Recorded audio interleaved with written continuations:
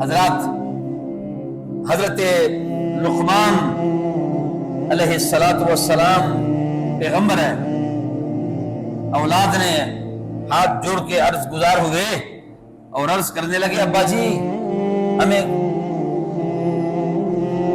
ایک چیز تو بتا دو، پوری زندگی آپ کی گزری ہے، اللہ نے بڑے مقام سے نوازا تجھے، مگر کبھی آپ کو پچھتاوا بھی ہوا ہے کسی چیز پہ؟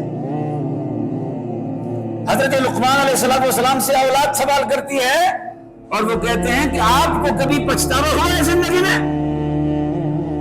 تو حضرت لقمان علیہ السلام نے فرمایا بیٹو مجھے جب بھی پچھتاوا ہوا ہے چپ رہنے پہ کبھی پچھتاوا نہیں ہوا، جب بھی پچھتاوا ہے اپنے بول پہ ہوا ہے، مجھے جب بھی پچھتاوا ہوا ہے، جب بھی میں نادم ہوا ہوں، جب بھی میں پیشمان ہوا ہوں، جب بھی مجھے شرمندگی ہوئی ہے بول پہ ہوئی ہے، کلام کرنے پہ ہوئی ہے، اور جب میں کلام کرتا ہوں مجھے ڈر لگتا ہے کہ ایسا کوئی جملہ میرے منہ سے نہ نکلے کہ جس جملے سے میں کسی کا دل نہ چیر لوں۔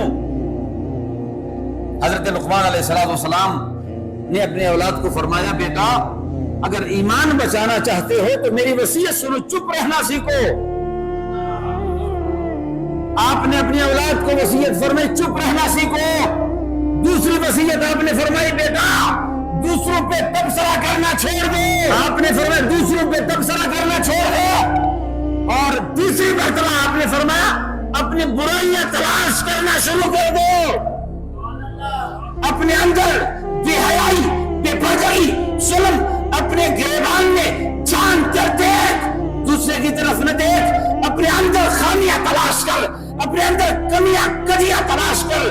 آپ نے فرمایا ایمان تمہارا اس وقت کامل ہوگا جب اپنے اندر برائی نظر آئے اور دوسرے میں اچھائی نظر آئے، سمجھو ایمان کامل ہو گیا ہے۔ ایمان تب کامل ہوتا ہے جب اپنے اندر کمزوری نظر آئے اور دوسرے میں اچھائی نظر آئے۔ ہماری آنکھ خلیج ہے، ہمارے زبان خلیج ہے، ہمارا کردار خلیج ہے، ہماری جنتیں خلیج ہے، خلوتیں خلیج ہے۔ ہم بے جا لوگوں پہ تبصرہ کرتے ہیں اور اس تبصرے سے اپنے قبول اعمال صالحہ کو اس کے خاتے میں ڈالتے ہیں۔